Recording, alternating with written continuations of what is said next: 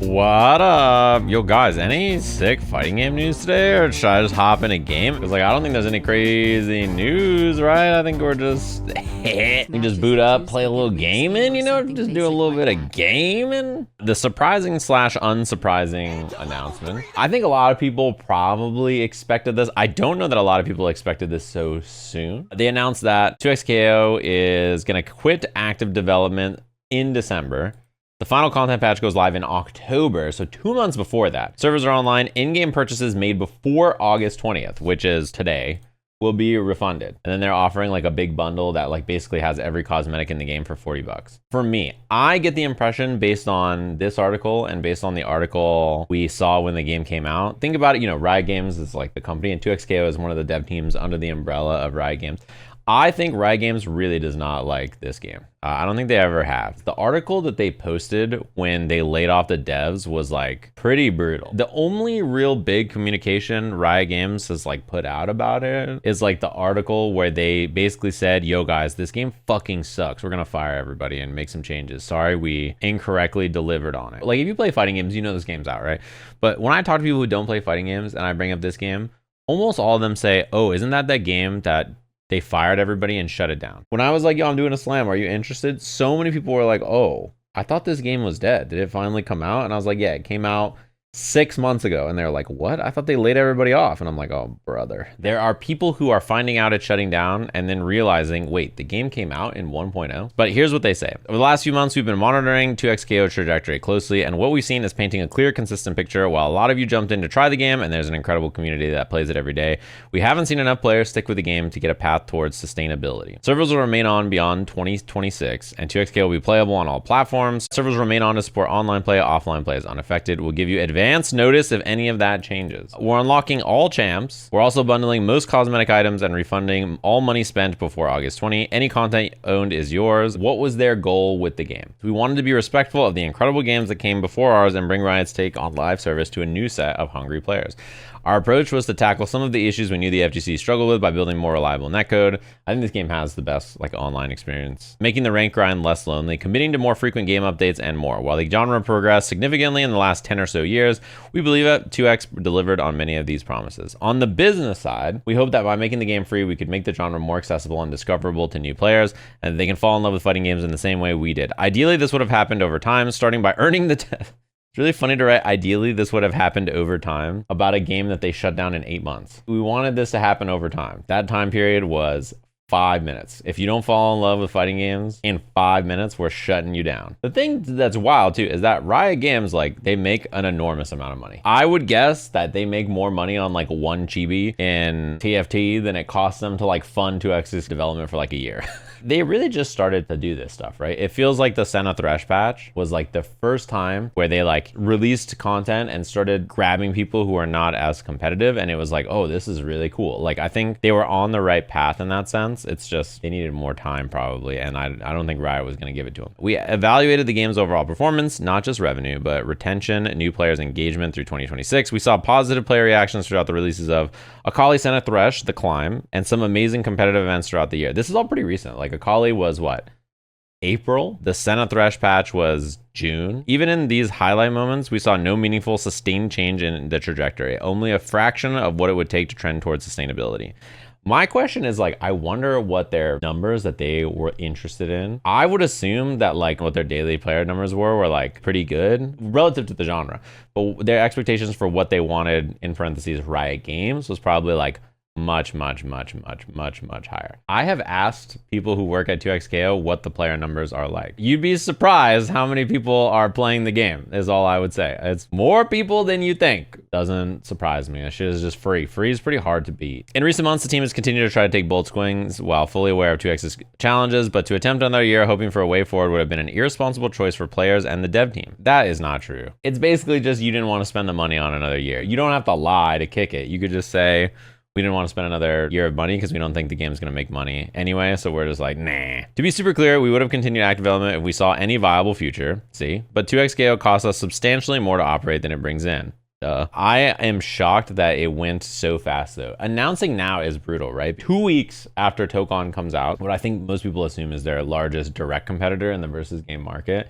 and before all their content comes out. Lux is in a few weeks, right? She's September 8th, is that what it is? So to announce that it's shutting down before even the characters come out is brutal. It's also like fascinating to me because like they write their post-mortem here, and at the end they say, you can count on Riot. Chipotle. I need people on the bus now. A sentence I don't believe. But, you know, what up, Kibotsu? Thanks for the prime. Fighting games don't work in the live service and shinification market is honestly a good thing. Still feels terrible though, skeptical. I disagree. I think our current monetization is also really bad. Do you think buying Marvel Tokon for 60 bucks and then spending like $35 on 4 characters is more awesome? Most of the people I know who don't play fighting games, when they see how much they cost and how much their season passes cost and what you get, they're like, what the fuck? It's like completely outrageous relative to other genres that are out right now. Especially because most free-to-play games, the cosmetics are like the only thing you spend money on. Anyway, they say, for now, we're focusing on leaving 2X in a great spot. Then we'll head back into the R&D lab where we'll take time to learn and work how we can come back stronger for the next swing at the next genre.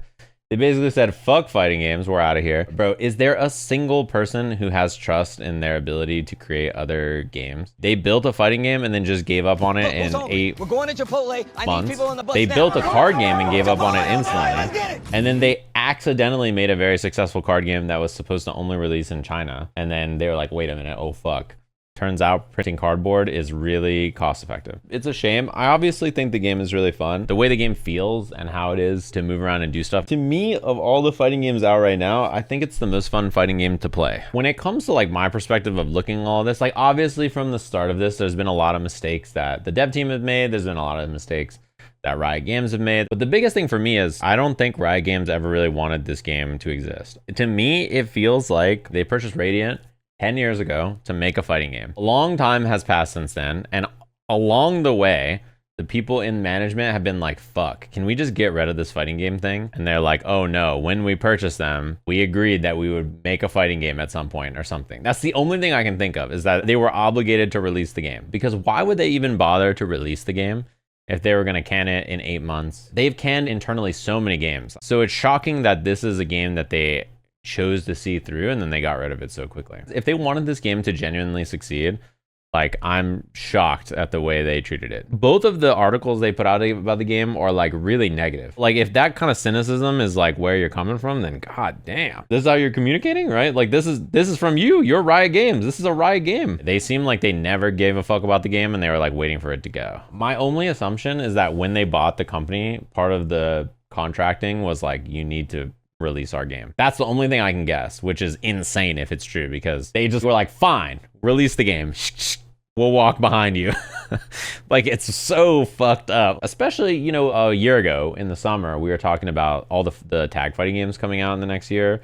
And those releases have been Hunter x Hunter, which didn't have high expectations and then came out with like bad netcode and like obviously nobody really bought it. Invincible Versus, which came out, did pretty well for a fighting game that is like not from one of the major studios. And then they just did a bunch of big layoffs and I don't think like a ton of people are still playing that game. 2X, which they're now sunsetting, and then Tokon, which just had its miserable PC launch. And the player numbers for Tokon on PC are pretty brutal. They are dropping insanely fast. They all just struggle to stick the landing, right? Like Street Fighter's existence and standing completely still is like by far the best position any fighting game is in, because everything here is working. There's no reason to change it, you know, which is really smart for them. And Street Fighter 6 is a good game. I'm not disparaging it. It's a good game. It's also fair because, I mean, their last launch before this was dreadful. They actually just had like 3 horrible fighting game launches in a row to nail Street Fighter 6. They had Cross Tekken, Street Fighter 5, and MVCI, which is just a cursed trio.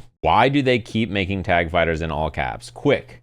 What was the last large IP major development tag fighter before those 4? Dragon Ball Fighters. Correct. What year did Dragon Ball Fighters come out? 2018. Correct. It has been a long time since then. When you say, why do they keep making tag fighters?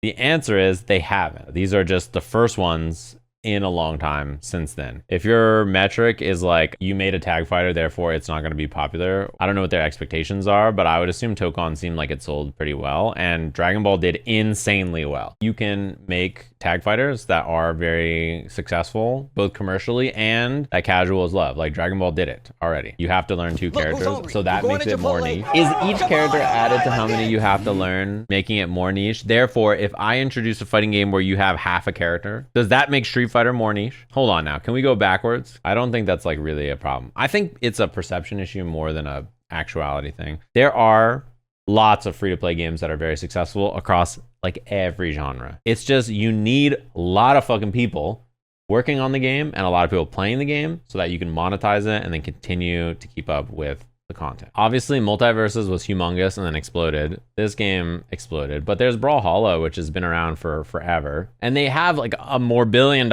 in fucking prizing and shit too, and they got a lot of people playing it. I don't think people know what Brawlhalla is, probably, if you don't play it, but that game is big as fuck, and that's just Steam. Right? That's a lot of people. Yeah, the name sucks. Somehow, though, I don't even think it's the worst name on the market. I think Dicko is a little worse, but it's also a little better because at least it's kind of funny. Dicko at least has the IP in it. Is there a giant penis in the game? Dude, they named these fucking tag fighters Tokon, Dicko, and 2XKO. These are fucking crazy names. I mean, I would try Dicko. My expectations are low, so maybe I'll think it's fun. But yeah, I think these are bad, really bad arguments. You thought about it for as fast as your mouth could move, and then that was as deep of a amount of reasoning you put into it. I am not telling you that I think 2XKO was an amazing game that did nothing wrong. I think there's a lot of bad things about the game. I'm just saying that I think a lot of people are very derivative and they just come up with their personal belief into why the game doesn't do well, and then use the end of development as justification. So much of this game had insane scrutiny, partially because they're so open, or try to be so open about communication. Everybody has to sit on the side and give their opinion on whether they played it or watched it or seen it or not. There's like a lot of people I know who I've heard flame this game who I know have never played it. And I know there's some people who have and don't like it. That's perfectly reasonable. The really interesting thing about this that you bring up, as an IP, that League of Legends is very popular, but it's also very popular to hate on. So much of the gameplay stuff about 2X that people shit on and like make so much fun of, or the problems that it has as the cores of its tag fighting. Like Tokon has it worse or similarly, and so many people silent. There's a narrative, I think, that like lots of people are getting paid big buku bucks by Riot Games to like shield this game. As a content creator, I'll speak to this. This game performs much worse than basically every other game that I make content on, and they like clearly don't have like some insane marketing budget to like afford this. I've done more sponsored content for DNF Duel than I have for this game. I've done more sponsored content for Marvel Tokon in like 5 days than I did for this game in a year. There's like no person who's mad that I'm doing Tokon content, but literally everybody was mad when I was playing this game. No sponsor, no new content, just streaming it, and they'd be like, how much are they paying you to play this awful shit? You fucking suck. And I'm like, damn. Boot up, I'm like, yo, what up, guys? I got giant Sony bags full of cash, and then I play 2XKO for free just because I think it's fun, and everybody's like, dude, I hope you fucking die for supporting this game. It's very weird the way people are moving around this. I just don't get it. Dude, it's not my fault some fucking Tryndamere player called you a slur like 8 years ago in League of Legends. Like, I wasn't there. I don't even play top lane. I wasn't on the Rift when that went down. If I was on the Rift that day, things would have gone down different. I'm just saying. I think like a lot of people may expect me to get on here and be like irate or like in tears, but I think for most fighting game fans, you probably would have said what most of us said, which is like, this game will probably do pretty well for a fighting game, but it's not going to go sicko mode. You got to understand, it's going to do fighting game numbers. I think there's some people who are like, this game is the fucking future of fighting games, it's going to change the world. Like, I think those people always needed to calm down. All of us know this game is not going to perform to a Riot game standard, so it really just depends on how comfortable they are adjusting to the level of player base a fighting game would actually have and how long they'd plan to support it. I'm shocked that they are deciding to get rid of it so quickly. The other thing I will say, I really don't think making fighting games for new players is the way to make fighting games do well for new players. I really think the way to make fighting games do well is to just make good fighting games. All games. are hard when you're new. They're hardest when you're new, right? The thing that keeps you there is not like, oh, we made this game for babies for you. You gotta come play. The thing that keeps you there normally is if the game is good, you will feel invested enough to stay. And if the game has onboarding tools to get you to where you need to go, it's easier to get there. And for a game like Street Fighter, inventing a new control scheme that's on by default to help new players is really useful. I think Modern's a very smartly built tool to help new players get access to the game, and a lot of people use it, and it's very successful.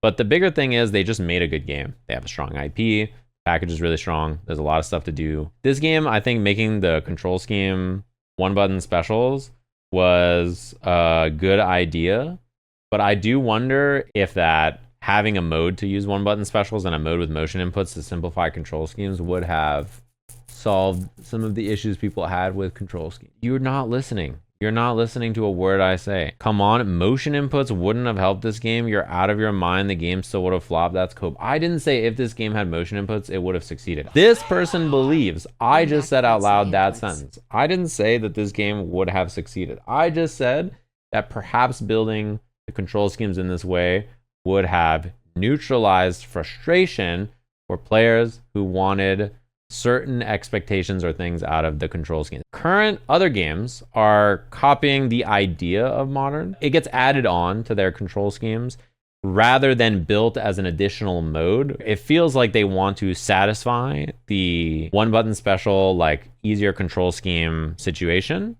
whilst keeping the option to not use it in the game. And then what happens is you have sort of like a Frankenstein version of those two ideas and control schemes put together. And I think it can rub against both sides in like a frustrating way. I'm not saying a separate queue or anything for player base. Oh man, that's a great, you thought I just said out loud, you need to have one queue for players who play on classic controls, one queue for people who play on modern controls. That's insane, because that's not even close to what I said. How did that happen? Were you responding to someone else? Two modes? Mode is not queue. What's going on, guys? Are we okay in here? This is a great example. When you hear Sajam said X, just remember that somebody is not listening to you and then typing the worst thing that they can say about you as fast as they can. The current state of the new releases for fighting games that we're supposed to swallow up our attention and be like, yeah, these are awesome, is a little scary right now, to be honest with you. I don't know that there's, to me, like a game that really just like grabs me right now that's like, oh shit, because 2X is the game I enjoyed the most and they're shutting it down. Tokon on PC is my primary like game that I was gonna play that's not this, and like the PC version is currently, to me, like unplayable. It's pretty bad. Hopefully the matchmaking patch that they're about to do is better. I think Tokon can bounce back, but they're on a timeline for the PC version. It already might be too late to recapture a lot of their PC player base. Now I only have to wait 10 minutes for a laggy match. You do, Madman, huh? I mean, my experience last night was I tried to play Tokon. I waited like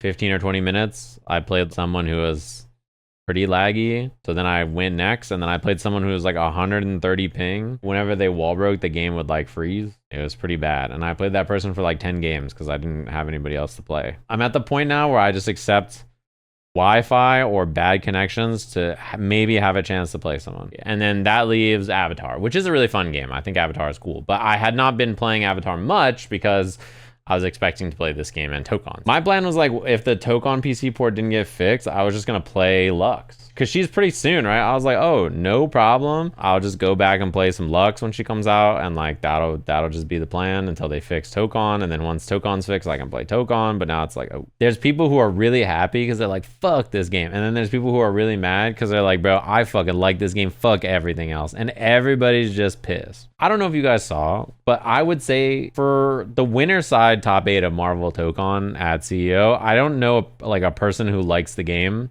who is in that top 8. When I ask all of them about the game, they're like, yeah, I like 2XK a lot. I think Marvel Tokon's kind of butt though.